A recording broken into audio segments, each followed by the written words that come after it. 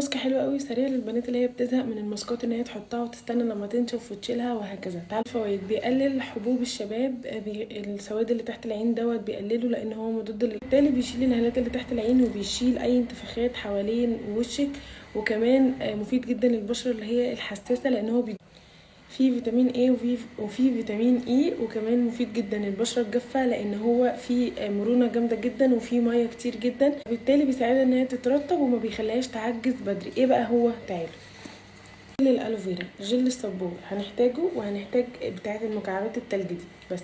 هو فيه فيتامين أ وج وه بيساعد على تحفيز انتاج الكولاجين وبيخلي البشره تكون نضره. بنحطه في المكعبات دي ونيجي نمشيها على وشنا، بيضيق لنا المسامات اللي في وشنا، وبالتالي مره في مره هتضيق هتلاقيها راحت خالص. وكمان حلو قوي للتجاعيد، ما بيخليكيش تعجزي بسرعه. انا بقى هحطه في الفريزر واستنوا بقى بارت 2